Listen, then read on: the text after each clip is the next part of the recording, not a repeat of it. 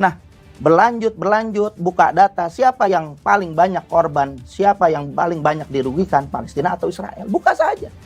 Saya bilang, wah, masyarakat awam pun tahu. Gaza sebagai korban.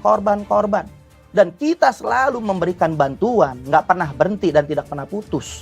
Dan saya juga pernah terpanggil untuk siap jihad ke Palestina waktu itu, karena memang tertindas. Dan karena memang nggak ada kesempatan untuk Palestina ini membalas secara resmi, kecuali adalah Hamas itu sendiri. Hamas itu sendiri yang melakukan serangan balik. Karena teror demi teror, sebenarnya teroris sejatinya itu Israel. Hampir setiap waktu sampai saat ini. Kalau Israel dikatakan teroris, buat apa dia kasih tanah buat Palestina? Tahun 1993 Israel kasih Bethlehem, Jericho, Shechem, Ya, setengah dari Yudea dan Samaria itu mereka imigrasi.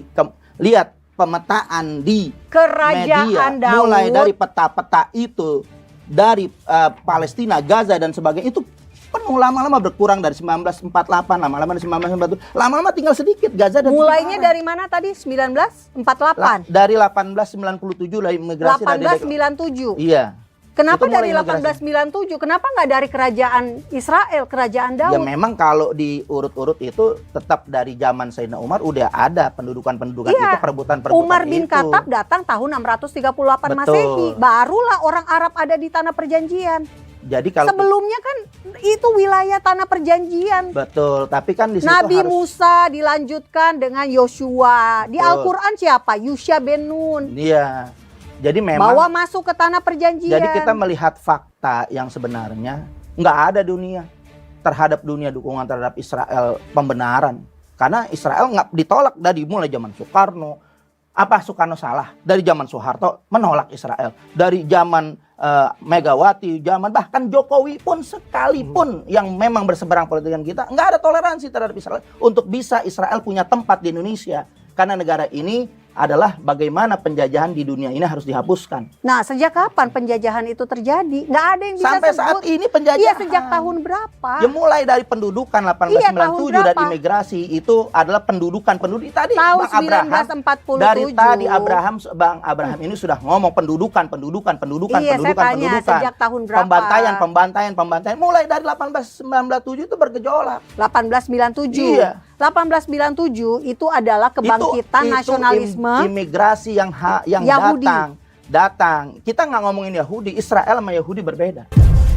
Perlu diluruskan. Yahudi itu orangnya, Israel makanya itu negaranya. Itu Zionis. Negara yang dulunya namanya kerajaan makanya Israel di masa Daud. Zionis ini yang Zionis artinya ini orang salah Yahudi kaprah. sendiri, orang Yahudi sendiri itu pun nggak setuju dengan apa yang dilakukan Israel. Nah, Karena boleh orang nggak saya Yahudi jelasin juga, satu-satu? Daripada pimpinan-pimpinan tokoh-tokoh agama keberatan sebenarnya karena mereka memang udah tinggal di situ Nah, dengan supaya menerima apa clear ya, adanya. supaya para tokoh agama jelas. Nggak bisa clear. Zionis itu adalah istilah untuk orang Yahudi diaspora kembali ke Sion. Sion adalah nama lain dari Yerusalem. Ketika mereka kembali itu namanya Zionis. Yang menentang Zionis adalah teroris. Teroris siapa itu? Menentang orang mau mudik. Nih sekarang lagi Lebaran. Orang pulang kampung. Orang Yahudi kampungnya di mana?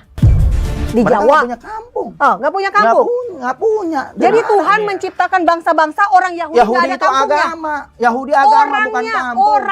Orangnya nggak pernah punya tempat. Mereka orang-orang komunitas Yahudi itu datang ke ada. tanah daripada Palestina, tanah Yahudi Jazirah itu- Arab di situ, begitu. Yahudi itu adalah ras, etnisitas. Agama Yudaisme hanya untuk orang Yahudi. Agama Yahudi tidak mengenal syiar, tidak mengenal dakwah, tidak mengenal misionaris. Agama Yudaisme hanya untuk orang Yahudi.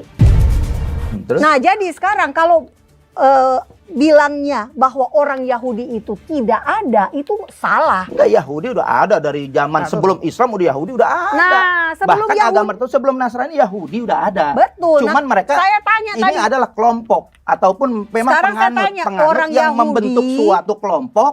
Kemudian orang Yahudi tanahnya di mana?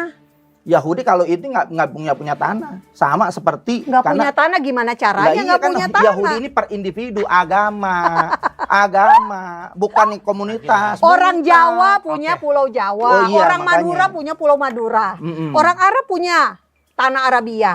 Ya, Ya jadi kan? boleh dikatakan Semua bangsa dari punya zaman tanah. dulu. Orang Cina Yahudi punya bukan tanah. bangsa, Yahudi bukan bangsa, salah lagi Anda. Ampun, Oke, tunggu, ini tunggu, gimana nih? Yahudi agama, Islam bangsa atau bukan? Kristen bangsa atau bukan? Yahudi bangsa atau bukan? Agamanya orang Yahudi, agamanya orang Yahudi, Judaism. Kita yang kenal Orang yang tahu, Yahudi itu etnisitas.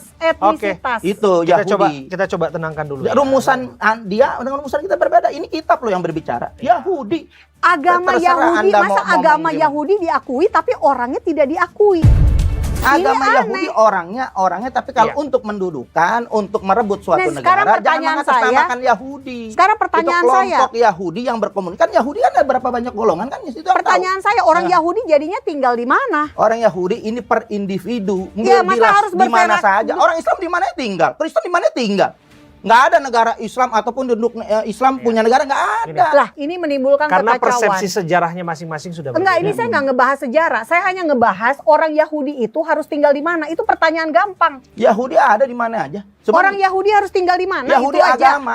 Kita punya kitab Hayuduh Yahudi agama, Nasrani agama, Islam agama. Iya. Kok jadi Yahudi Oke, negara? pertanyaan Ya, saya balik gampang. Islam negara. Ini kan Bukan. program Abraham ya. Iya. Program Abraham. Oke. Musa itu orang apa berarti? Orang bertauhid. Bertauhid. Orang Arab atau orang Yahudi? Kita tidak melihat untuk siapapun dari jenis etnisnya. Kalau Orang ditanya agamanya, Daud. agamanya beragama Islam, Daud, mentuhankan, Daud, tidak Daud. mensekutukan. Daud Mulai dari orang zaman apa? Nabi Adam sampai Nabi Muhammad semuanya tidak Daud orang menyekutukan. Saya tidak bilang mau dari suku apapun. Kalau tadi yang pertama Iya, pertanyaan enggak, saya tanya. agamanya, kalau mau nanya agama dari Nabi Adam sampai Nabi Muhammad semuanya Islam, mentauhidkan Allah, tidak menyekutukan Allah, termasuk Nabi Isa. Selesai. Semua hanya tanya. agama beragama Islam. Tadi kan pertanyaan agama kan? Oke. Saya nggak nanya. Nanya Saya tanya tadi orang. agama Orang apa? Arab atau Saya orang rasa cukup Yahudi? ya. Saya rasa cukup. Orang Arab atau orang Yahudi? Daud Gini. orang apa? Orang Gini. Arab atau orang Yahudi? Iya. Kita tidak Yang jelas dia fokus dia ke- tercatat di dalam Bible, dia juga tercatat di dalam Quran, dan kita membiarkan itu bagian dari keyakinan yang diyakini masing-masing. Ketika kita kemudian merasa kok lebih Israel dibandingkan Israel dan lebih Palestina dibandingkan Palestina, itu jadi satu soal. Sebetulnya menurut saya yang jangan sampai kita ikut dalam pertentangan itu sehingga pada akhirnya kita melupakan siapa kita sungguhnya, satu bangsa Indonesia yang harus saling menghormati dan saling menghargai. Harapannya Saya kan tidak demikian. pernah mengajak orang untuk turun ke jalan menentang Palestina atau untuk mendukung Israel. Saya tidak pernah beratribut Oke. membawa bendera Israel kemanapun saya pergi. Nah, itu Israel Jadi- tuh. Saya bukan bendera, Itu. tulisan. Itu lambang. Iya, Iya, ini namanya bukan. Israel juga. Iya, tapi saya tidak pernah bawa-bawa benderanya. Warna benderanya merah saya ada putih, saya Indonesia tidak bawa. memang Iran secara tidak langsung mencari masalah dong. Masalah baru. Musuhnya kan harusnya kan yang dia sasar adalah Israel dan Amerika. Kenapa bisnisnya Arab Saudi, Aramco dibom juga, dirudal juga. Oke. Ya kan? Kenapa Qatar gasnya dirudal juga? Ya, Ini sesuatu yang aneh. Anda melihatnya seperti apa, Bang Novel? Jadi ini kita melihat Amerika menjadi polisi dunia, bahkan boleh dikatakan bukan polisi, perampok dunia. Karena targetnya Israel itu targetnya Amerika itu 4 hari. Ini state-nya Hah? atau Trump-nya? Ini negaranya atau Trump-nya? Itu atau satu bagian? Kalau negaranya Trump harus diturunkan dong. Nah ini ada artinya lebih banyak mendukung langkah-langkah Trump untuk Trump ini meraih keuntungan. 4 hari seharusnya udah selesai. Itu Iran itu tunduk dan dipasang pemimpin daripada keturunan Shah Reza Pahlavi yang siap untuk dijadikan boneka, yang siap untuk dijadikan pemimpin. Ternyata gagal. Akhir perang berkelanjutan sampai saat ini karena Amerika telah gagal, dan yang paling penting Iran telah menang karena Amerika selalu memberikan atau mengajukan proposal gencatan senjata, oleh Iran ditolak. NATO nggak mau ikut campur untuk urusan Amerika. Dulu Obama nggak ada peperangan. Obama bisa tuh membawa Amerika itu ke dalam jalur damai dan ekonomi mereka jalan-jalan saja. Nah, ini Amerika yang disalahkan. Memang biang keroknya Amerika ingin menjadi polisi dunia. Kalau saya bilang bukan polisi dunia, ini menjadi perampok. Akan seperti apa ujungnya? Akan tetap berkepanjangan. Jadi kita tadi prediksinya ini rame perang dunia ketiga. Betul. Ternyata enggak. NATO udah nggak ikut campur. Rusia juga nggak ikut campur secara langsung. Ini Begitu adalah juga Cina antara nggak ikut Amerika, campur. Israel dan Iran. Kenapa? Ya bertiga aja, didiemin aja udah. Prinsipnya untuk Palestina ini kita harus sepakat konstitusi negara kita, pembukaan Undang-Undang Dasar 1945 bahwa penjajahan harus dihapuskan dari muka bumi ini karena tidak berperi kemanusiaan dan berperi keadilan. Jadi kita harus kembali kepada para pemimpin bangsa, pendiri-pendiri bangsa yang sampai saat ini kita masih bersyukur, masih menjaga untuk tidak berhubungan, memutuskan kepada negara-negara penjajah seperti Israel. Apa yang positif Anda lihat dari Pak Novel? Positif membela yang salah. Itu positif banget itu. Biasanya orang menarik mundur ya. Kalau salah. Jadi salah satu TV udah voting. Gini Mbak loh. Monik sendirian yang nggak punya suara. Jadi Salah kan satu orang punya voting. orang kan kalau tentang membela Palestina. yang Ini benar satu ya. nggak ada yang dukung. Membela yang benar kan. Oke, jadi Berani karena benar, takut karena salah. Nah, kalau beliau ini Coba jejak pendapat. dia Bikin membela voting, yang nggak ada yang salah gitu dukung. loh. Kan ditanya pendapat saya. Iya. pendapat Anda. Iya. Jadi saya membela kembali yang lagi, salah. kembali lagi Kalimat pertama. itu, pembela yang salah itu nggak positif juga bagi dirinya. Ya, jadi Gini Pak Abraham, itu adalah keberanian karena tidak gampang, tidak mudah membela yang salah gitu loh. Tapi Bapak Novel ini berani membela yang salah. siapa gitu. yang salah yang saya bela? Oke. Orang Kalau- ngawur ini kalau satu beliau- kata ngaur. Dah. Itu negatif banget, nggak Ya positif nggak udah ada. ngawur. Aduh, ya kita bisa menyimpulkan bahwa masing-masing merasa tidak ada yang positif dari Nggak sisi bakalan ketemu. masing-masing. Udah Nggak begitu bakalan ketemu. aja. Tapi lepas Hak dari sama itu. batil nggak bakalan ketemu. Iya, Gitu terang aja. dan gelap tidak bisa bersatu. Tapi gini, memang. tapi terang gini, dan gelap Jadi tidak tapi bisa tetap bersatu. saling menghargai lah ya. Oh Tapi iya, tetap saling sesama menghargai. kita saudara ya. sebangsa. Ya, sebagai Sebangsa setanah sebangsa air. dan setanah Iya. air. Saya menghargai Iya, terima Pak kasih. Novel Bamukmin Iya. ya, abang saya nih, dan Bu Monik ya, Kak Iya. Monik ini ya, seorang jurnalis juga yang pernah bekerja dengan apa yang kami kerjakan hari ini. Terima kasih sudah berjiwa besar untuk saling tukar pendapat, silang pendapat apapun itu, tapi yang terbaik lah. Kita boleh berbeda opini ya, tapi tetap bagaimanapun kita harus saling menghargai satu sama Iya, lain. Tentu ya, Pastinya. saling menghargai. Dan Ini penting sekali Bapak Ibu semua. Nah, kenapa? Karena memang ditemukan adanya ajaran kebencian tersebut. Ajaran kebencian terhadap Israel, orang Yahudi, dan juga orang Kristen. Nah, kalau Bapak Ibu lihat bagaimana peran dari Arab Saudi. Arab Saudi sudah memulai menghapus ajaran kebencian di buku-buku ajar di sekolah. Ini sudah dilakukan sejak masa COVID tahun 2021.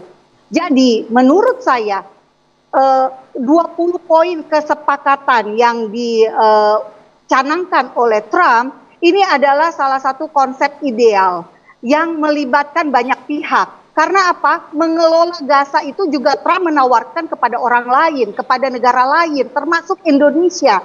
Indonesia sebagai negara berpenduduk beragama Islam terbesar tentu bisa mengajarkan Islam moderat kepada orang-orang di Gaza. Ini sangat positif menurut saya. Dan inilah peran di mana Presiden Prabowo bisa mengambil bagian. Banyak organisasi-organisasi agama Islam di Indonesia seperti Nahdlatul Ulama, Muhammadiyah yang tentu saja harus mengajarkan damai. Jangan lagi mengajarkan kebencian. Nah, itulah peran Mbak penting Monik, sebentar. dari Ini Indonesia. supaya tidak salah tafsir. Pertanyaan saya, apakah Indonesia mau atau tidak? Apakah Indonesia mengikuti ideologi yang anti-Israel atau mempertahankan ideologi yang damai? Ini penting Bapak Ibu semua. Dan saya sangat berharap Indonesia, negara kita menjadi negara cinta damai. Sekarang perang telah berakhir. Apa langkah selanjutnya? Apa yang ingin Indonesia kontribusikan? Inilah yang perlu kita bicarakan. Tapi dari tadi narasumber selalu bicaranya sesuatu yang menurut saya secara sejarah aja salah. Mohon maaf Bapak Ibu. Bapak-bapak yang tadi berbicara tentang sejarah itu salah. Tahun 74 Narasumber yang mana ya, Mas Mbak Hussein mana Monik ya? ada kesepakatan damai. Tahun 74 itu Israel masih menguasai Gurun Sinai, masih menguasai kota Syam el-Sheikh. Baru diserahkan setelah Israel berdamai dengan Mesir. Pada tahun 1979 Syam el-Sheikh itu baru dikasih. Yang terakhir sekitar tahun 1981 kota Taba dikasih kepada Mesir demi perdamaian. Saya saat ini sekarang lagi ada di Mesir. Jadi Bapak Ibu semua, tadi juga dikatakan tentang Israel Raya oleh narasumber Pak Irfan. Israel Raya itu ada di Kejadian 15 dan jelas sekali di situ dikatakan dari Tuhan kepada Abram. Kepada Abram dikasih tanah 10 suku bangsa pada masa itu dan tidak ada yang namanya Palestina. Jadi please jangan ngarang-ngarang. Kita kembali ke sejarah dan kalau kita lihat sejarah sangat jelas. Tanah perjanjian adalah tanah untuk bangsa Israel dan itu pun ada di kitab suci umat Islam. Ya, Bapak Ibu silakan baca sendiri dan jelas sekali Nabi Musa membawa bangsa Israel dari Mesir masuk ke tanah perjanjian. Jadi sekarang orientasi kita sebagai bangsa Indonesia adalah berdamai. Carilah perdamaian dan itulah yang sangat penting untuk memulai agar bangsa kita menjadi bangsa yang sejahtera. Tapi ditanggapi dulu, Mbak Monik ditanggapi soal tadi data Kang Irfan ngarang-ngarang harus ditanggapi Kang. Kita butuh pertanian.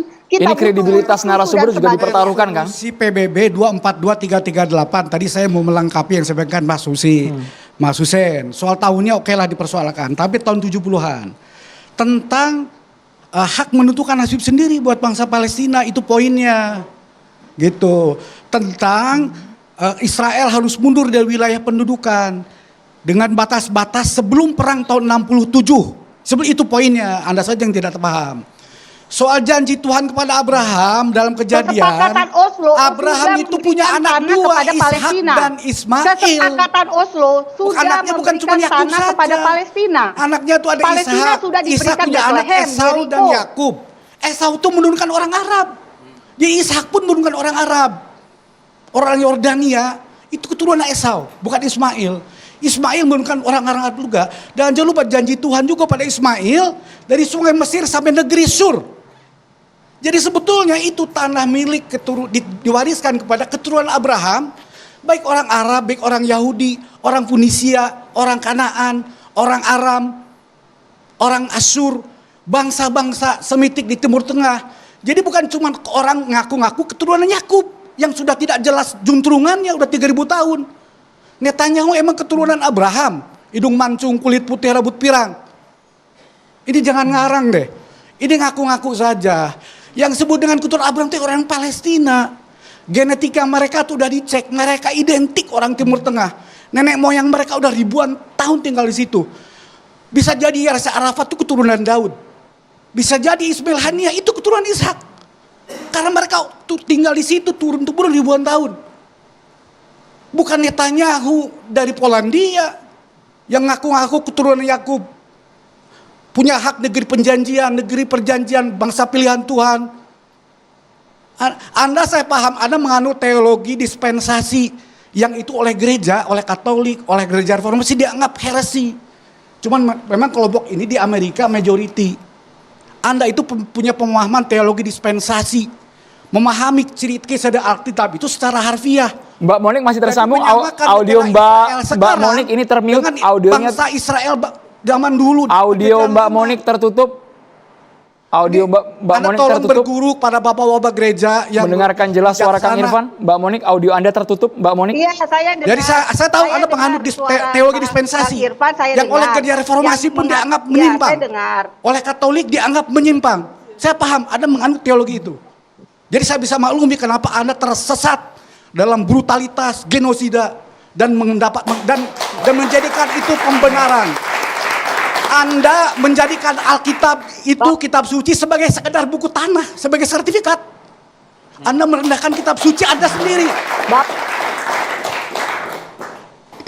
Kalau memang bapak-bapak yang ada di sini tidak ingin perang ini berhenti dan mengarahnya ke perdamaian, bapak-bapak di sini maunya apa? Maunya perang terus. Kita sudah berbulan-bulan membahas tentang perang di Gaza dan sekarang perangnya sudah berhenti. Kenapa sekarang masih marah-marah? Harusnya kan yang dibicarakan adalah damai. Tapi cara berdamainya seperti apa? Implementasinya seperti bagaimana? Konkretnya bagaimana untuk kita Indonesia bisa berperan pada perdamaian yang dicanangkan oleh Presiden Trump? Please, jangan balik lagi mundur terus sampai Bapak Ibu akhirnya Bapak-bapak yang ada di sini tidak lagi ngerti tentang sejarah yang fakta. Fakta sejarah itu karena sudah lewat nggak bisa diulangi. Berikanlah solusi, implementasi, perdamaian yang paling bisa dilakukan oleh pemerintah Indonesia. Baik. Itu yang saya bisa sampaikan dari Mesir. Mesir ini adalah contoh terbaik bagaimana Mesir yang dulu menyerang Israel 3 kali. Tahun 1948, tahun 1967, tahun 1973, tetapi memilih berdamai pertama kali tahun 1979. Israel akhirnya mengembalikan Gaza, Israel harus akhirnya mengembalikan Gurun Sinai, mengembalikan Syam El Sheikh, kota yang dibangun oleh Israel Ini kepada balik ke pemerintah sejarah. Mesir Mas Hussein, untuk Gus Najib perdamaian. ingin merespon? Gaza baru dikasih Gus pada Najib. tahun 2005 kepada Palestina. Jadi orientasinya saya kira sekarang Mbak Monik konkretnya terlalu apa? jauh Perdamaiannya membawa ini pada bentuknya persoalan seperti agama. apa?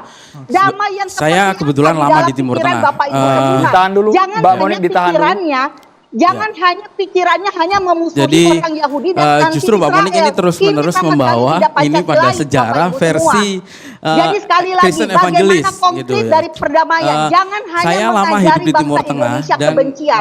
Kita tidak udah mengenal tahu kebencian. bagaimana Kita ini iklim bangsa hidup yang, beragama di Timur Tengah itu. Pancasilais. Kita bergantian. Kita ini Ibu Bapak, kita bergantian. Pancasila Baik, kemanusiaan Mbak yang Monik adil dan ingin beradab konkretnya, dan ditahan dulu. menerima semua bangsa termasuk bangsa Israel. Di forum yang lain. Gus Kasih Najib. kesempatan narsum yang lain. Iya, Gus Najib. saya misalnya hidup lama di Damaskus. Di sekitaran Masjid Umayyah yang didirikan oleh Daulah Bani Umayyah itu justru perkampungan-perkampungan di samping masjid itu semuanya adalah perkampungan Yahudi dan Kristen. Nggak pernah ada persoalan sebelum Israel datang. Dan kita tahu kan di Bethlehem ini kan pemegang kunci gereja Kudus ini justru adalah Muslim. Jadi kalau soal kerukunan saya kira nggak perlu diajarin lagi. Persoalannya kan ini kan belum terwujudnya keadilan, ya kan? Kita ketika mengkeluarkan keadilan tanpa adanya mengkeluarkan perdamaian tanpa adanya keadilan, ya itu ilusi. Nggak bisa terjadi. Makanya Abraham Accord itu sebetulnya banyak ditolak oleh dunia Islam. Indonesia termasuk yang menolak karena Palestina belum merdeka gitu. Institusi terbesar di Timur Tengah, Institusi Keislaman Al-Azhar di Mesir, nanti Mbak Monik bisa cek di sana, itu juga menolak konsep ini gitu. Karena perdamaiannya tidak dibangun atas asas keadilan gitu. Ya tentu tidak ada yang tidak menyambut adanya gencatan senjata ini. Kita sambut. Tapi persoalannya kan soal kredibilitas Israel. Israel ini negara mana sih yang percaya sama Israel? Yang masih menyisakan kepercayaan kepada Israel? Saya kira kan nggak ada. Jadi semua orang bertanya apa yang menjamin bahwa kali ini Israel akan patuh? Karena kan tidak ada hukum internasional yang dipatuhi oleh Israel selama ini. Dan pembantaian yang dilakukan oleh Israel beberapa tahun terakhir ini kan sebetulnya hanya mengulang peristiwa yang terjadi seabad lalu. Yang sudah berulang-ulang. Ada pembantaian Haifa tahun 37 jauh sebelum Israel dibentuk. Kemudian ada pembantaian yang lain di Jenin, di beberapa tempat ya. Jadi ini kan persoalannya persoalan kredibilitas Israel, saya kira itu. Israel ini kan seperti yang digambarkan oleh Francesca Albanese, pelapor PBB, dia adalah pihak yang melakukan genosida yang terkejam dalam sepanjang sejarah modern gitu. Bertolak belakang dengan pemikiran Mbak Monik yang mengatakan bahwa anak-anak di Gaza di brainstorming, bahwa ada ajaran kebencian tadi. Itu tidak ada. Cukup menohok sekali itu. Sebetulnya kebencian terhadap penjajah, bukan kebencian terhadap Yahudi. Ini kan masalah kita bukan kepada Yahudi. Ini kan masalah kita adalah ideologi ekstrim Zionisme. Karena ideologi ini kan yang menjadi landasan berdirinya Israel, kemudian dengan memperkosa ayat-ayat kitab suci, begitu memanipulasi sejarah gitu. Sebelum orang-orang Israel datang, penduduk Palestina itu sudah ada orang Mesir, orang Kanaan sebelum 3000 tahun ya. Jadi kan kita juga nggak mau ada orang dari tiba-tiba mengklaim sebagai keturunan Majapahit kemudian merasa berhak atas tanah Indonesia, kan kita juga nggak mau begitu. Ini kan saya kira klaim yang tidak berdasar begitu. Karena program-program seperti Mbak Monik ini kan program Hasbara namanya. Kampanye Apa itu Mas didanai disederhanakan, oleh Mas? Israel Oke. untuk memperbaiki citra Israel di mata dunia gitu. Maksudnya Dan Mbak Monik di endorse Israel gitu. ya program-program seperti ini namanya program Hasbara. Programnya Israel dalam bentuk kampanye media sosial, dalam bentuk beasiswa pendidikan untuk anak-anak kita termasuk di Indonesia, anak-anak dari Sumatera Utara, dari NTT diberi beasiswa agrikultur, IT di Israel, itu kan bagian dari program. Itu sesuai fakta atau Hasbara. sudah dipelintir maksudnya? Fakta, faktual. Dan sebetulnya sekarang ini yang terjadi, makanya kita tidak boleh euforia. Sekarang yang terjadi justru adalah Israel sedang berusaha menghapus jejak kejahatan perang mereka melalui orang-orang seperti Mbak Monik dan juga jaringannya di Indonesia. Dan memang orang-orang begini mukanya harus tebal untuk menyebarkan kebohongan. Nah, yang kedua, Mbak Monik, Mbak Monik ngasih thumbs down. Oke. Kemudian begini, Pak. Ada salah seorang influencer Palestina yang baru meninggal, Soleh Al-Jafrawi ya namanya. Akun Instagramnya terverifikasi, followernya 4,5 juta. Sudah panjang sekali perjalanan akun ini, banyak sekali merekam kejadian-kejadian langsung dari Gaza. Hari ini akun itu hilang. Dan kemudian jadi ada upaya menghapus jejak-jejak kejahatan perang Israel, ini yang harus kita atensi. Kemudian Israel juga di anggaran tahun 2025 ini mengucurkan dana sangat besar sekali membayar konsultan namanya Clock Tower, itu mantan manajer kampanyenya Trump, untuk mempengaruhi jawaban AI, baik itu ChatGPT, Meta ataupun yang lain, agar menjawab sesuai dengan narasi Israel.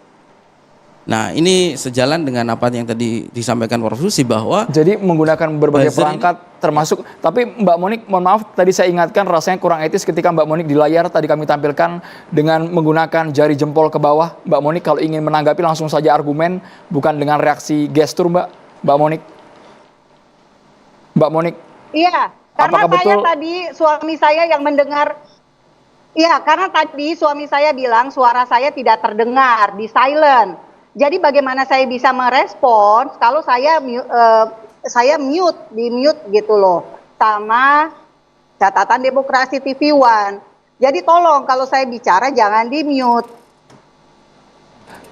Artinya bukan, sorry ini jangan sampai Anda ngeles Mbak, soalnya yang kami tangkap Anda tadi memberikan thumbs down ketika komentar dari Gus Naji bahwa Anda ini merupakan Iya, campaign, saya Anda di komentar, endorse Israel, iya, saya komentari bukan karena Pak Naji. teknis, karena kami Pak audio Naji dari tadi mengatakan kami nyalakan. tentang Hasbara. Oke, baik, saya sekarang yang bicara ya Bapak. Pak Naji tadi mengatakan tentang Hasbara. Nah, saya ingin tekankan di sini, saya ini adalah sejak tahun 2016 saya mendirikan yayasan non-profit. Saya tidak dibayar oleh Israel. Untuk apa Israel membayar saya? Saya bukan siapa-siapa. Tahun 2016 ketika saya bikin yayasan saya, program saya hanyalah edukasi melalui film toleransi tentang Israel dan Palestina, Yahudi dan Islam. Itu bisa kok dilihat Bapak Ibu semua film-filmnya seperti apa. Israel itu tidak boleh membayar orang, nggak boleh membayar buzzer. Lihat aja Bibi menerima fasilitas untuk pergi ke Amerika, itu dia dikasusin. Jadi jika Anda menuduh saya sebagai Hasbara, Anda telah mendiskreditkan saya di depan penonton dari catatan Demokrasi TV One. Jika saya tidak menganggap kebenaran di dalam Alkitab itu benar, firman Tuhan itu adalah kebenaran, maka saya ini adalah orang Kristen abal-abal. Saya tidak mau seperti itu. Karena itu ketika Pak Naji mengatakan saya bermuka tebal, yes, saya memang bermuka tebal. Saya harus berani memperkatakan kebenaran. Meskipun saya dihujat, dicaci maki, dikatain seperti yang Bapak Ibu tadi saksikan sendiri. Ini adalah tentang kebenaran Bapak Ibu. Keadilan, perdamaian tidak akan bisa terwujud tanpa kebenaran. Dan kebenaran itu sumbernya hanya satu, dari Alkitab. Kenapa saya ngotot tentang Alkitab? Karena di situ tertulis tentang bagaimana Musa membawa saya punya bangsa challenge Israel masuk buat ke Monik, saya tanah punya perjanjian challenge. dari Coba Mbak Mesir. Monik Jadi datang ke back to the tembok Bible. ratapan Buat bawa Anda semua Alkitab. yang orang Kristen Kalau harus nggak back diudahin to the hebat. Bible. Ya, coba Saya challenge ya. rasa cukup di sini Sekali Bapak lagi Ibu seperti karena kan, saya sedang saya dalam challenge perjalanan Monik sehingga datang saya ke tidak Yahudi bisa Israel. mengikuti lebih lanjut. Sana Saya mohon undur diri. tembok ratapan, saya punya challenge Mbak Monik yang mengatakan sebagai pelayan Bible gitu ya. Silakan datang ke tembok ratapan. Kemudian membawa Bible-nya di tengah-tengah orang Yahudi, lihat apa kira-kira responnya. Saya yakin akan diludahi itu. Karena sebegitu diskriminatifnya Yahudi itu. Ya bahkan kepada mereka yang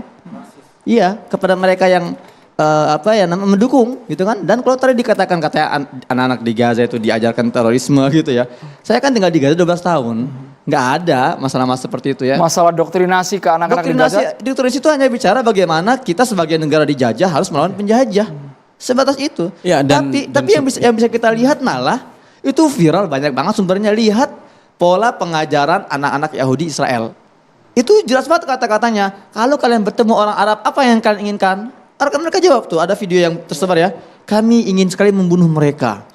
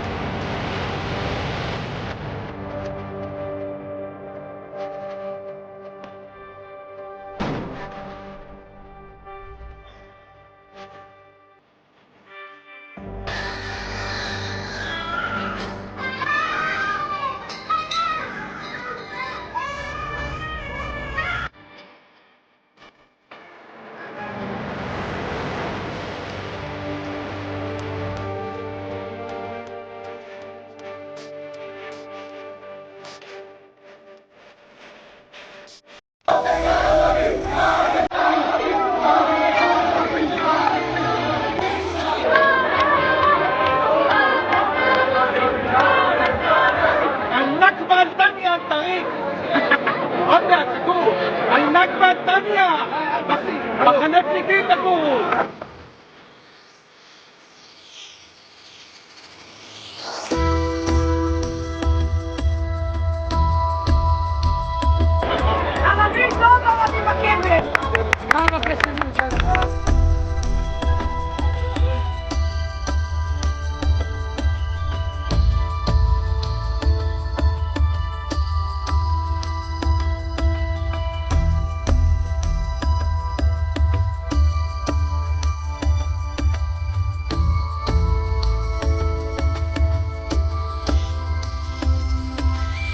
Kita kembali ke topik bagaimana mewujudkan Palestina yang berdaulat, dan kami ingatkan tadi untuk Mbak Monik Rickers, kami tidak sama sekali mematikan audionya selama dialog ini berlangsung. Sangat disayangkan karena kita berbeda lokasi, berbeda jarak sehingga mungkin saja ada gangguan sinyal. Gestur tadi sangat kami sayangkan. Mohon maaf untuk semua narasumber, jangan diulangi lagi gestur yang tidak beretika. Kami kembali sesaat lagi. Iya, sayangnya pada pertemuan KTT di Sharm el-Sheikh Mesir kemarin itu kemerdekaan Palestina justru tidak bergema gitu. Tidak ada suara lain atau pandangan yang baru dari Amerika tentang kemerdekaan Palestina. Netanyahu mengatakan perang ini belum berakhir. Dan memang ya kita harus akui bahwa Tapi seingat kami 1 hari setelah bertemu dengan Trump di mobil langsung dibantah, langsung diralat pernyataan Netanyahu. Bu Sunaci. ya siapa yang bisa menjamin itu? Oke. Gitu. Karena seperti beberapa pimpinan Arab dulu pernah sampaikan. Dulu Muammar Gaddafi, kemudian Presiden Yaman Ali Abdullah Saleh itu dulu pernah mengatakan bahwa Israel itu hanya mengenal bahasa senjata sebetulnya. Israel itu hanya mengenal bahasa senjata. Makanya dia bisa menyerah hanya kepada Iran, dia bisa menyerah hanya kepada tekanan-tekanan keteguhan Hamas ya di Gaza yang tidak menyerah, padahal itu ormas sipil melawan militer resmi dengan peralatan yang paling canggih di dunia gitu. Dan tadi Mbak Monik sampaikan bahwa ada kurikulum kebencian terhadap Israel, terhadap Yahudi. Nggak ada itu sebetulnya. Yang ada adalah perlawanan terhadap kolonialisme, dan itu sah gitu, karena di dalam resolusi PBB 37 tahun 1982 itu bangsa yang terjajah itu berhak untuk melakukan perlawanan dengan cara apapun, termasuk dengan perlawanan bersenjata. Jadi Hamas tuh nggak bisa disebut teroris karena mereka adalah orang yang memperjuangkan hak kemerdekaannya sebagai bangsa. Apakah Hamas pernah melakukan operasi teror di luar Palestina? Nggak ada, nggak pernah. Dan kejadian 7 Oktober kemarin, kematian paling banyak itu hasil investigasi mereka sendiri di Israel, yang juga disampaikan oleh mantan Menhan Israel Yoav Gallant. Dia mengatakan bahwa kebanyakan korban meninggal, korban tewas di Israel itu oleh tentara Israel sendiri, karena ada doktrin di kalangan militer Israel itu yang disebut sebagai Hannibal Directive. Oke. Gitu. Kalau pertanyaannya Iran versus Israel siapa yang menang, saya berani mengatakan Iran yang menang. Setidaknya Iran menang 2-0. Perang ini kan menggunakan dua semboyan, dua jargon. Israel menggunakan jargon Rising Lion. Iran menggunakan True Promises 3. Ini sebetulnya dua sandi atau jargon yang maknanya ideologis dan teologis. Ini perang habis-habisan. Tidak akan berhenti sampai masing-masing mencapai tujuan. Kan ini tujuan ideologis. Mungkin Mbak Monik lebih paham makna dari Rising Lion. Itu ada di dalam Alkitabnya Yahudi. Kitab Bilangan. Jadi ada nubuatan seorang nabi non-Yahudi tentang kebangkitan bangsa Israel yang disimbolkan sebagai Rising Lion. Rising Lion itu adalah singa yang lapar, yang tidak akan berhenti menerkam sampai tercapai target tujuan kemenangan. Itulah jargon yang dipakai Israel. Itu artinya Israel tidak akan berhenti dengan Rising Lion itu sampai target tujuannya tercapai. Tapi kali ini 2-0 Israel kalah untuk sementara. Di pihak Iran menggunakan True Promises, janji sejati. Ini juga muatan makna teologis. Dan kita lihat juga dari simbol-simbol nama-nama persenjataan Iran juga punya makna teologis dan ideologis. Ini kebetulan menjelang Asyura ya, hari ritual sucinya orang-orang Syiah, Imamiyah Isna Azariyah nih. True promise itu janji sejati.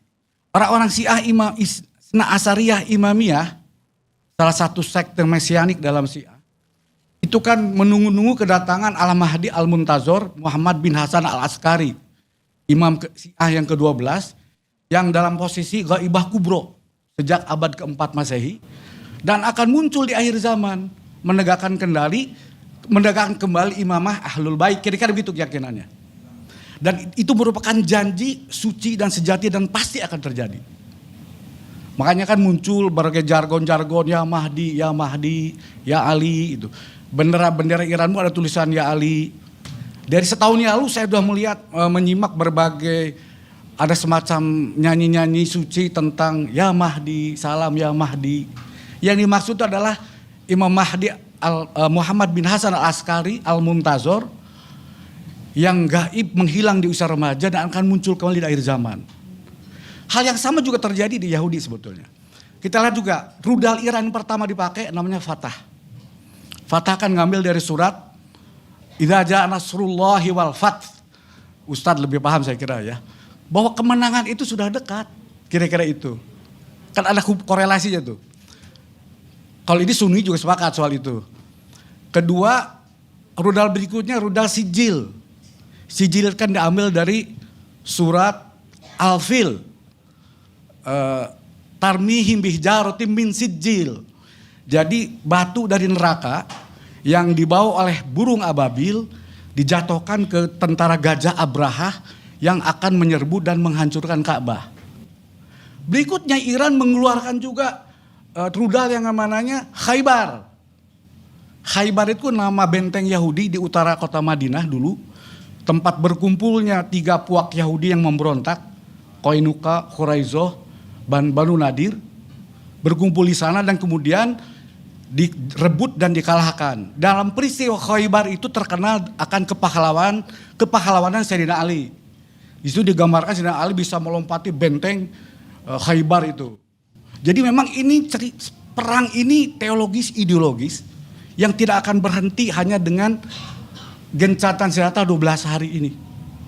Di pihak Yahudi, tadi saya katakan tadi Rising Lion, itu rujukannya dari kitab Bilangan ya Mbak Boni? Ya. Tentang kebangkitan bangsa Israel, Rising Lion itu digambarkan seekor singa yang lapar yang tidak akan berhenti sampai kenyang, sampai tujuannya tercapai. Dan bukan kebetulan di Israel sendiri sekarang yang berkuasa itu adalah rezim Zionis Mesianik. Yang kurang lebih cita-cita mereka juga sama. Mereka menunggu kedatangan Mesiahnya Yahudi yang di akhir zaman akan menggenapi nubuat untuk bangun kembali kerajaan Israel dan dibangun kembali Bait Suci, begitu kan Bu? Nah, jadi ini 2 pertarungan ideologi besar, 2 ideologi mesianik. Kecelakaannya kelompok ini juga lagi berkuasa di Amerika, di sekitar Donald Trump. Mike Huckabee itu duta besar Amerika di Israel, mantan gubernur Arkansas, mantan pastor Evangelical Zionis, salah satu sekte Kristen Protestan yang sangat pro Israel. Bukan sekte ya? Oke lah, tapi Evangelical Zionis lah ya. Yang juga menanti-nanti kedatangan Yesus lagi. Iya kan? Mike Huckabee itu termasuk yang kemarin memprovokasi Trump untuk menyerang Iran. Bahasa dia ini divine promise. Ini adalah janji suci. Ini adalah nubuat. Itu Mike Huckabee memprovokasi Trump dan Trump publikasikan itu. Saya dapat surat pesan dari Mike Huckabee. Ini cilaka betul nih. 3 yang berperang ini 2 ideologi mesianik yang ingin mempercepat kasarnya kiamat itu cepat datang. Ingin mempercepat akhir zaman segera datang. Ini memang yang membuat ini situasi dunia menghadapi situasi semacam ini. Kalau saya, karena saya mengedukasi orang Indonesia tentang Israel, jawaban saya tentu Israel yang menang. Israel menang karena 1, Israel hanya menyasar target khusus, spesifik saja. Tidak membabi buta seperti yang dilakukan oleh Iran. Iran merudal secara acak. Warga sipil kena, rumah orang kena, rumah sakit Soroka di kota Beersheba, itu kota Arab dan Yahudi di Israel Selatan, di Gurun Negev, ini juga kena. Rumah sakit. Lalu masjid di Haifa, Al-Jarinah, itu juga kena. Israel hanya menyerang aset militer dari Garda Revolusi Iran. Misalnya yang diserang adalah kantor intelijen di kota Teheran. Peluncur rudal karena mau menembakkan ke Israel. Dan tentu saja fasilitas nuklirnya. Jadi intinya Israel bukan membabi buta.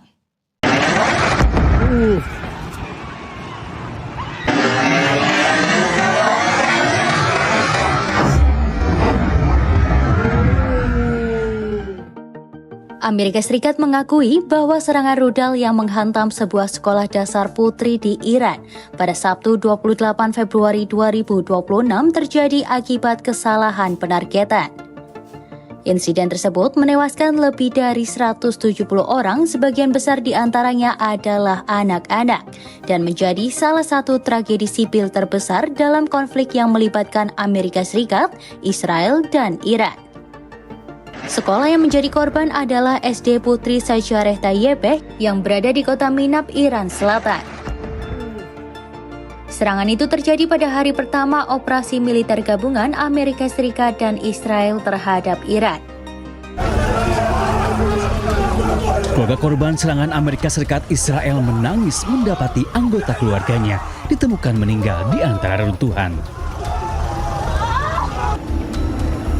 Bulan Sabit Merah Iran menyatakan bangunan yang hancur akibat serangan Israel dan Amerika Serikat merupakan distrik perumahan sipil. Dalam upaya penyelamatan, petugas temukan 4 orang meninggal dunia, sedangkan 5 lainnya berhasil diselamatkan. Bulan Sabit Merah Iran sejauh ini merilis dampak serangan Amerika dan Israel makin meluas. Sebanyak hampir 43.000 bangunan sipil terdampak serangan, termasuk diantaranya 36.500 unit tempat tinggal. Israel kembali langgar gencatan senjata dengan menggempur wilayah Lebanon Selatan. Serangan Israel dilaporkan membunuh setidaknya 7 orang dalam waktu 24 jam terakhir. Militer Israel meluncurkan serangan udara dan merusak sebuah stadion di Bin Jebel, Lebanon. Jet tempur yang diduga milik militer Israel terbang di langit Lebanon sebelum akhirnya rudal menghancurkan sebuah distrik di Nabatiyeh. Ambulans membawa sejumlah korban ke Rumah Sakit Al-Najda Al-Sabiyah. Kantor Berita Nasional Lebanon melaporkan peringatan evakuasi yang diberikan Israel tak memberikan waktu kepada warga sipil untuk evakuasi. Zionis Israel terus melancarkan serangan udara ke 50 lokasi di Lebanon Selatan. Serangan udara Israel diklaim menargetkan infrastruktur yang diduga milik Hizbullah. Bahkan militer Israel dilaporkan menggunakan bom fosfor putih untuk melancarkan serangan ke Lebanon Selatan. Bom fosfor terbuat dari senyawa kimia yang dampaknya bisa menyebabkan luka bakar terhadap korbannya. Padahal penggunaan bom fosfor telah dikecam luas oleh komunitas internasional. Kantor berita Tasnim melaporkan serangan Amerika Serikat terhadap 2 kapal kargo sipil terjadi pada hari Selasa. Iran membantah klaim Amerika Serikat bahwa pasukan agresor itu menargetkan kapal cepat milik Korps Garda Revolusi Islam IRGC. Faktanya AS jelas-jelas melakukan kejahatan yang mencolok dengan melepaskan tembakan ke 2 kapal sipil.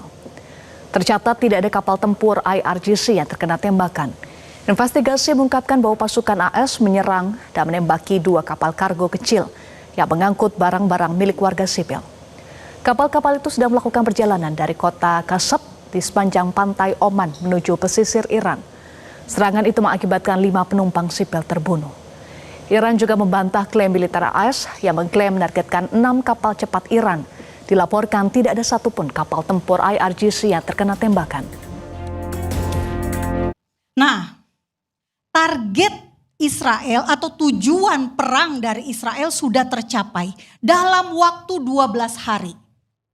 Di masa modern, saya bukan ahli militer, tetapi saya percaya apa yang terjadi perang Israel dan Iran saat ini itu akan menjadi kajian para pakar militer. Kenapa? Karena Israel berhasil. Mohon maaf, saya minta izin supaya suami saya bisa merekam. Saya minta izin supaya suami saya bisa merekam. Karena ini tidak live soalnya. Saya takut omongan saya dipotong. Mohon maaf. Hanya untuk saya saja, bukan semua ya. Nah, dalam waktu 12 hari, Israel bisa menguasai 25 provinsi dari 31 provinsi di Iran. Tadi Pak Irfan sudah bilang, gede banget Iran. Jumlah penduduk 90 dengan luas 1,6 juta kilometer persegi. Tapi Angkatan Udara Israel bisa terbang bolak-balik Teheran, Yerusalem, Yerusalem, Teheran. Dalam waktu 12 hari. Apa yang dilakukan dalam jarak panjang 1.800 km tersebut? Mereka itu enggak ditembak sama sekali loh, puji Tuhan, oleh angkatan udaranya Iran. Tidak ada balasan signifikan kecuali ada 4 drone Israel yang ditembak jatuh. Saya bukan orang yang mengglorifikasi perang. Jumlah yang mati mau 1 mau 1000 itu manusia, nyawa manusia yang harus ditangisi. Karena itulah orang Yahudi sangat menghormati nyawa. Ketika mereka mau menyerang, juru bicara IDF dalam bahasa Parsi, dia menyampaikan perintah mengevakuasi. Apa yang dievakuasi? Tentu saja warga yang berada di dekat situs yang akan dihancurkan. Kalau dekat pangkalan militer, tentu harus evakuasi. Itu cara mereka mengurangi kolateral dampak bahayanya. Saya tidak setuju ketika Pak Irfan mengatakan Israel perang demi mendatangkan Mesias. Tidak. Mesias sudah ditulis di Alkitab, Alkitab orang Yahudi, Perjanjian Lama, sama dengan Alkitab saya orang Kristen. Jadi nggak ada perbedaan. Dan itu sudah ditulis bahwa suatu saat nanti di akhir zaman Mesias akan datang. Tanda-tandanya apa? Akan ada deru perang, akan ada masa kelaparan, akan ada masa wabah. Tetapi Israel justru menjadi korban perang. Makanya kalau kita baca, saya tidak mau masuk ke dalam agama. Tetapi justru sebaliknya Israel akan menjadi korban. Bukan Israel yang menyerang. Perlu saya infokan kepada Bapak Ibu semua. Pak Karni izin. Israel punya satu doktrin namanya doktrin Begin. Yakni setiap negara musuh yang punya senjata nuklir, maka mereka berhak, ini keputusan Israel ya Pak, mereka berhak mengambil langkah. Contoh, reaktor nuklir Irak yang dibangun dengan bantuan ilmuwan Prancis. Zaman Presiden Jacques Chirac, makanya namanya Ozirak. Operasinya namanya Operasi Opera, yang dikenal sebagai Operasi Osirak. Pesawat Israel, itu tahun 1981, bisa terbang dari Israel ke Irak tanpa ketahuan. Menghancurkan reaktor nuklir. Lalu apa yang terjadi di Suriah? 2006 atau 2007 sama, ada reaktor nuklir juga. Dihancurkan Israel. Pemimpin besar Iran, Ali Khamenei, mengatakan Israel itu hanya negara 1 bom. Gak perlu 9, gak perlu 10. Cukup 1 akan musnah. Indonesia adalah negara yang tidak setuju dengan senjata nuklir. Negara kita ikut menandatangani traktat perjanjian. Sekarang bangsa Indonesia, rakyat Indonesia, gara-gara Iran mau punya senjata nuklir, apakah kita tiba-tiba jadi setuju dengan senjata nuklir? Tentu tidak. Karena apa? Karena nuklir mau dijatuhkan di bangsa manapun itu adalah kebinasaan. Makanya saya berharap dari hasil percakapan kita malam hari ini, yang keluar adalah 1. Yang menang adalah nuklir Iran tidak ada lagi. Saya tidak meminta rezim diganti loh. Dan Israel juga tidak meminta rezim diganti. Itu haknya warga Iran, rakyat Iran. Nggak ada urusan dengan pergantian rezim. Pertanyaan saya sederhana Bu Monik. Ibu tadi mengatakan Israel ada doktrin bahwa kalau ada negara lain yang mengembangkan nuklir itu harus dimusnahkan lah. Tapi apakah kita lupa bahwa Israel sendiri punya nuklir? Punya bom atom. Ataukah yang boleh punya nuklir itu hanya kelompok Israel, kelompok Amerika, atau dan lain-lain itu. Sementara yang dianggap musuh gak boleh punya. Jawaban cepat saya adalah Israel tidak pernah meneriakkan slogan-slogan matilah Iran atau matilah Arab Saudi. Tidak pernah. Makanya nggak ada negara yang merasa terancam dengan adanya nuklir di Israel karena tujuan damai.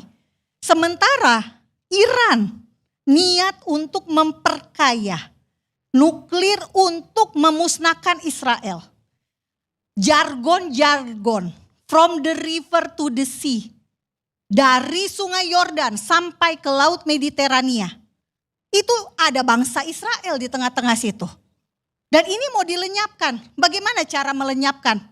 Paling mudah tentu dengan satu bom nuklir. Kita ingat Hiroshima, kita ingat Nagasaki. Lenyapkan kotanya.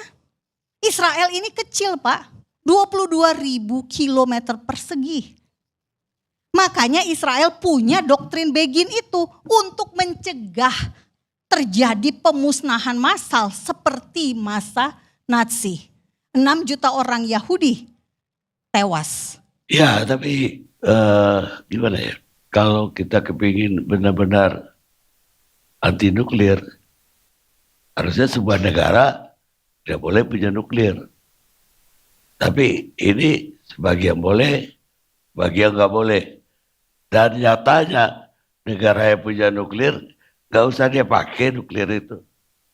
Tapi negara lain pasti udah takut sama negara yang punya nuklir. Itu problemnya yang saya lihat di dunia ini. Kalau pertanyaannya adalah siapa yang menang antara Iran dan Israel ini? Saya setuju dengan Pak Irfan ya. Kalau Mbak Monik dengan segala halusinasinya kita nggak usah bahas lah ya. Cukup. Jadi gini, bahkan seorang analis Yahudi yang original Yahudi, bukan Yahudi-Yahudian seperti ini ya, analis Yahudi, namanya itu Avi Yesharov, dari awal-awal 7 Oktober, dia pernah mengatakan seperti ini, apapun yang terjadi setelah 7 Oktober, tidak akan mengubah fakta bahwa Israel telah kalah oleh Gaza. Itu lawan Gaza ya. Karena kekuatan sekelas Israel yang di backup oleh negara-negara barat dengan segala teknologi intelijennya, itu bisa kalah oleh kekuatan yang diblokade, dimiskinkan, dibuat lapar bertahun-tahun. Apalagi fakta Iran lawan Israel. Ketika saya mempelajari Israeli Affairs itu, ada satu mata kuliah yang judulnya Iran. Judulnya Iran. Memang khusus membahas masalah Iran situ. Di situ dijelaskan bagaimana Iran ini memiliki satu keunggulan dari geostrategik. Lokasinya yang tadi disebutkan luas sekali dan memang sulit dijangkau untuk perang darat gitu kan. Dan Israel memiliki 2 prinsip yang ini nggak boleh ditinggalkan setiap kali mereka bertempur. Prinsip pertama dia bilang, Israel ini kalau perang, pertama harus menjadi pihak yang memulai. 1, karena siapapun yang memulai dia punya inisiatif lebih besar. 2, Israel kalau perang, dia harus bertempur di medan musuh. Nggak boleh dia perang dalam Israel tuh, karena secara geostrategis Israel ini lemah sekali, makanya tadi disampaikan oleh Pak Irfan juga, ya mereka bisanya ngumpet di gorong-gorong, ntar naik lagi, gitu aja balik-balikan, begitu gampang diakses gitu. Jadi seperti tikus bersembunyi di gorong-gorong, seperti itu kurang lebih. Nah, maka dari itu, ketika 7 Oktober terjadi, 2 prinsip itu direnggut oleh para pejuang Gaza. Pertama, para pejuang Gaza yang memulai serangan balasan. 2, perangnya di dalam wilayah Israel. Itulah kenapa Israel ini ngamuk sampai membantai 56.000 nyawa. Wah, ini yang katanya tadi dibilang tentara yang tidak mentarget atau tidak brutal ya. Tadi kan kata Pak Irfan, kebiadaban Israel ini sudah membuka hati dan mata dunia Satu yang gak terbuka, ya ini mbak-mbak ini. Bagi dia 56.000 nyawa yang dibunuh itulah target yang memang harus dibunuh gitu loh. Israel nggak bersalah apapun yang dilakukan gitu ya. Nah, jadi kedua prinsip ini sudah direnggut dari Israel, makanya mereka dengan segala bantuan dari Barat, dari Eropa, ini tidak bisa mengubah fakta bahwa mereka sudah kalah. Apalagi Iran.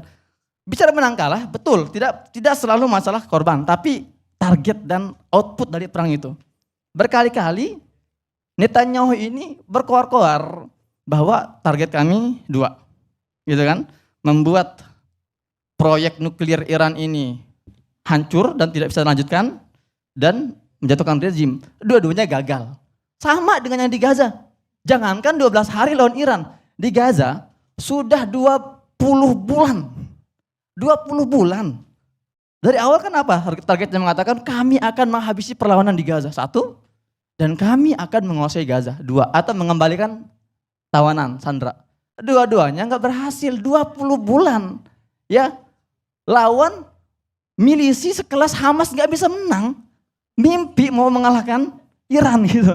Nah, tapi gini penting untuk kita bahas. Sebetulnya kalau kita membahas konflik Iran, Amerika melawan Israel duet dengan Amerika melawan Iran, kita tidak bisa melepaskan apa motif di balik intervensi Amerika dalam proyek-proyek Israel. Kalau kita masih melihat Israel dan Amerika sebagai 2 kesatuan yang terpisah atau 2 proyek terpisah, maka kita nggak akan bisa benar-benar menganalisa secara mendalam. Kalau saya boleh menggunakan diksi atau narasinya seorang profesor di bidang hubungan internasional di Essex University, namanya Profesor Dr. Abdul Fattah Waisi, dia mengatakan bahwa Israel is not a state. Israel is a strategic Western colonial crusader project. Israel itu adalah proyek kolonial salibis Barat strategis. Jadi kita nggak bisa melihat Israel itu sebagai sebuah negara terpisah dengan Barat. Dan para pemimpin Barat ini adalah orang-orang yang sangat terbuka masalah itu. Mereka nggak pernah menyembunyikan. Contohnya misalnya kita melihat statementnya Mario Aznar atau Jose Maria Aznar, Perdana Menteri Spanyol, tahun 2010 dia mengatakan di depan koleganya, dia bilang gini, support Israel.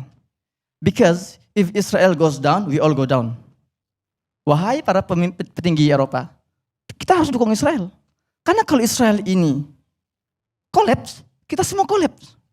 Atau kita lihatlah statementnya Joe Biden ketika berkali-kali mengulang, dia mengatakan, if there was not Israel, United States of America should atau would have to invent one. Kalau Israel itu nggak ada, maka Amerika ini wajib pendidikannya. Karena itulah yang menjaga kepentingan Barat di sana. Itulah kenapa Israel ini di mata Eropa dan Barat itu bukan semata-mata state, karena memang dia bukan state.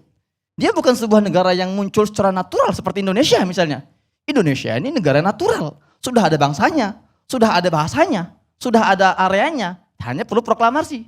Kalau Israel ini kan tanaman, proyek tanaman, dia bukan orang Arab, makanya tidak dikatakan negara Arab atau dia bukan juga negara Muslim, makanya dibuatlah diksi Timur Tengah, Middle East. Itu kan buatan Inggris juga untuk mengangkat awkward kecanggungan, biar ya mereka bisa menyebut dengan suka hati. Itu yang difahami oleh Barat. Jadi itulah kenapa ketika Gaza melawan Israel, ketika Israel hampir kolaps oleh kekalahan serangan 7 Oktober, yang panik kan Barat. Amerika, Inggris, Prancis, Jerman, Kanada, Australia, Italia, Spanyol berbondong-bondong mensuplai Israel dengan teknologi militernya, dengan logistiknya, dengan bantuan-bantuan militernya, bahkan pasukannya diturunkan ke Gaza. Apa hubungan mereka dengan Israel? Ya bukan semata-mata hubungan diplomatik, tapi sekali lagi Israel adalah proyek kolonial Barat yang sengaja ditanam untuk apa? Untuk menjaga hegemoni Barat. Dan terakhir, kalau kita membaca literasi-literasi para analis atau para ahli sejarawan, Nah ini juga jadi bahan bacaan ya buat mbak-mbak yang di situ. Tahun 1996, Samuel Philip Huntington menulis bukunya yang berjudul Clash of Civilizations, bahwa hari ini itu kita sudah tidak bicara benturan dua negara, ini benturan peradaban. Israel itu adalah mewakili peradaban barat. Sementara Iran itu mewakili peradaban Persia, dan ini sebetulnya permusuhan bukan permusuhan baru. Dari dulu kalau kita lihat sejarah tarik ribuan tahun yang lalu, selalu ini adalah konflik antara dua kekuatan. Kekuatan laut dan kekuatan darat. Kekuatan laut diwakili oleh Romawi, kekuatan darat oleh Persia. Yang sekarang dimodernisasi kekuatan laut. Bentuk modernnya adalah Amerika dan Israel. Kekuatan darat, blok Iran dan koleganya seperti itu. Jadi kita melihat masalah geopolitik tidak bisa dipisah-pisah per negara hari ini. Tapi harus melihat lebih komprehensif karena sangat terikat sekali.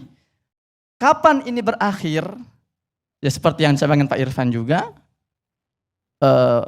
Ya ini berakhir ketika tujuan ideologis atau paling tidak tujuan dominasi dan hegemoni itu selesai. Ya, maka dari itu ini terakhir lagi ya, mohon maaf ya. Sekarang ada satu kajian judulnya dunia menuju multipolar. Selama ini kan hanya unipolar atau dipolar. Dipolar ketika perang dingin Uni Soviet dan Amerika, berubah jadi unipolar ya dikuasai oleh Barat. Sekarang setelah melihat kegagalan Israel yang disuplai oleh Barat, tidak mampu menghabisi Gaza selama 20 tahun, bahkan mereka menyerang Iran juga nggak sanggup, dunia mulai berpikir ternyata Amerika nggak sekuat itu. Ternyata blok barat itu nggak sekuat itu. Mulailah masing-masing negara ini mencari alternatif. Bisa jadi polar-polar itu muncul dari kawasan-kawasan mereka. Itu kurang lebih dari saya. Assalamualaikum. Ya, saya Arafat presiden pertama Palestina pada 1996. Benjamin Netanyahu terpilih jadi Perdana Menteri ketika itu. Dia mengatakan satu hal, bahwa Israel itu bukan negara yang tujuannya perdamaian. Karena dia itu memang ingin berdamai dengan Yordania, dengan Mesir, tapi tidak dengan Palestina. Kata Yasser Arafat.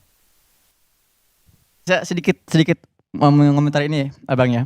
Ini ada satu statement dari David Ben Gurion, Perdana Menteri Israel pertama.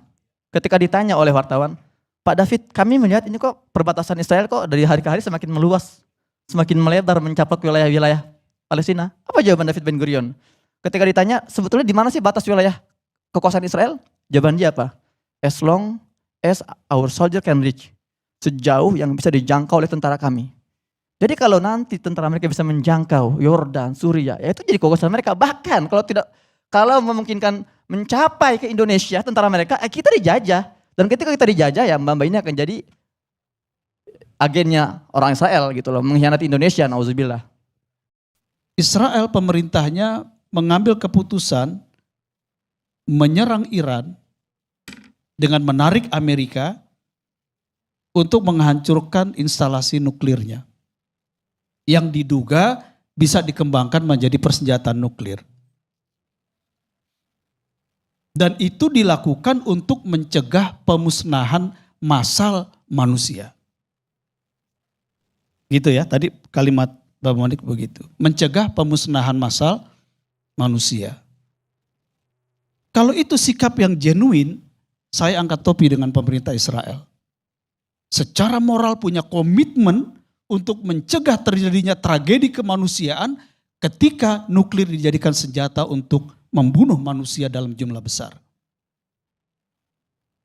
Tapi pertanyaan saya, apakah Israel tidak punya senjata nuklir?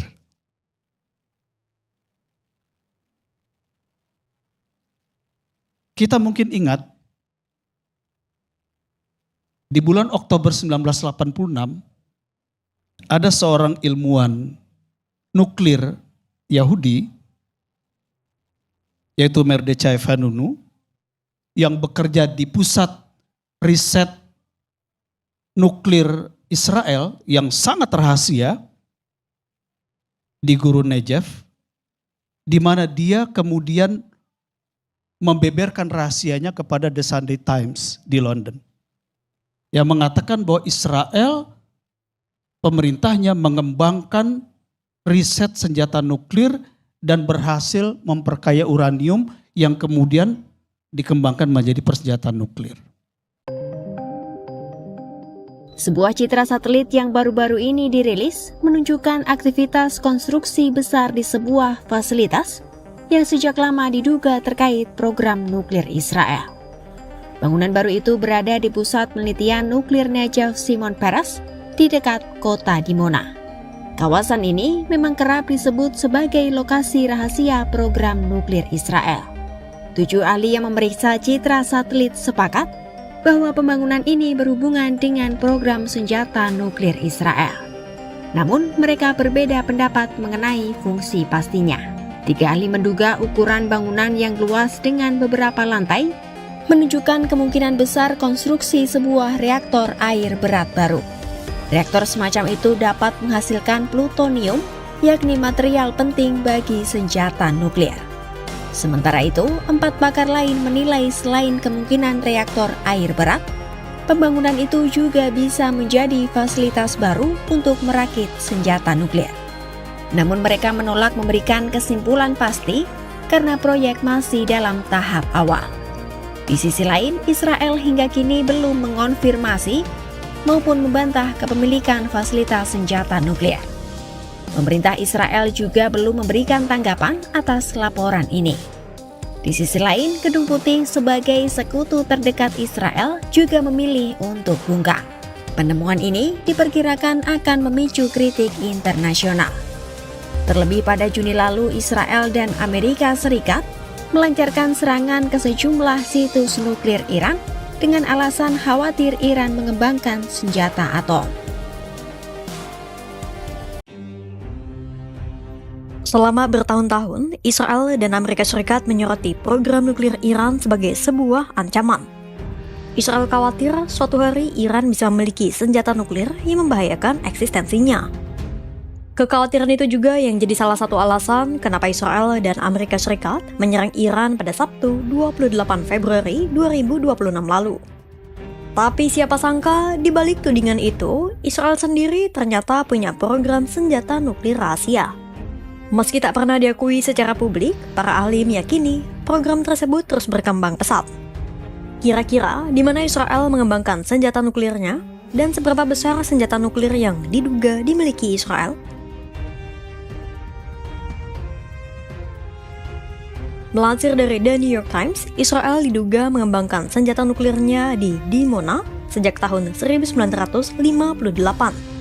Sampai sekarang, aktivitas pengembangan nuklir di Dimona masih misteri karena Inspektur IAEA belum pernah diizinkan berkunjung ke sana. Tapi berdasarkan sejarah, sejumlah ilmuwan Amerika Serikat pernah berkunjung ke Dimona pada tahun 1960-an dan menyimpulkan program nuklir Israel bersifat damai. Tapi itu saja, sejak saat itu tak ada lagi bukti publik tentang kehadiran Amerika Serikat di Dimona. Namun dalam 5 tahun terakhir, citra satelit menunjukkan adanya aktivitas pembangunan baru di Dimona. Para ahli menduga Israel tengah memodernisasi fasilitas itu secara besar-besaran. Stockholm International Peace Research pada tahun 2025 bahkan melaporkan dugaan bahwa Israel tengah meningkatkan situs reaktor untuk memproduksi plutonium.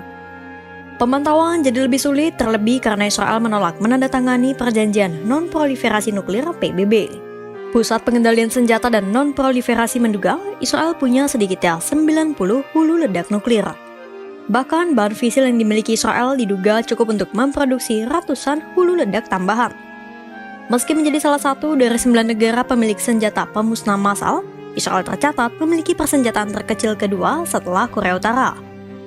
Walau begitu, para ahli meyakini Israel memiliki kemampuan untuk meluncurkan hulu ledak nuklir dari jet tempur, kapal selam, sampai rudal balistik darat. Flash. Selama lebih dari 5 dekade, berbagai laporan lembaga think tank menduga kuat Israel memang memiliki senjata nuklir. Tapi Israel sendiri belum pernah mengakuinya dan belum pernah menggunakannya. Pada akhirnya, dunia dihadapkan pada paradoks besar di Timur Tengah. Di satu sisi, Israel dan Amerika Serikat menggempur Iran dengan alasan keberadaan nuklir Teheran yang mengancam. Namun di sisi lain, tabir rahasia di Dimona dan puluhan hulu ledak yang tersembunyi seolah menunjukkan bahwa Israel telah lama bermain dengan api yang sama. Dan pada tahun 86, The Sunday Times menyimpulkan, walaupun saya tidak percaya karena terlalu besar jumlahnya, pada saat itu Israel pemerintahnya telah memiliki kurang lebih 200 hulu ledak nuklir. Mungkin terlalu bombastis. Karena sekarang ini sejumlah kalangan mengatakan Israel itu dipercaya punya minimal 60 hulu ledak nuklir. Jadi kalau Israel ternyata memiliki senjata nuklir dan memang di luar 5 negara yang memiliki senjata nuklir versi NPT, kan ada 4 negara lain yang juga punya karena mengembangkan nuklir. Ada Korea Utara, ada India tadi sudah disebut, ada Pakistan, dan ada Israel. Secara moral, secara politik, di mana kredibilitas, di mana otoritas Israel untuk menghancurkan Iran, karena jangan sampai kemampuan nuklirnya sekarang digunakan untuk menghancurkan umat manusia, sementara Israel adalah negara yang telah mengembangkan nuklir dan tidak pernah tunduk pada NPT, pada rezim NPT.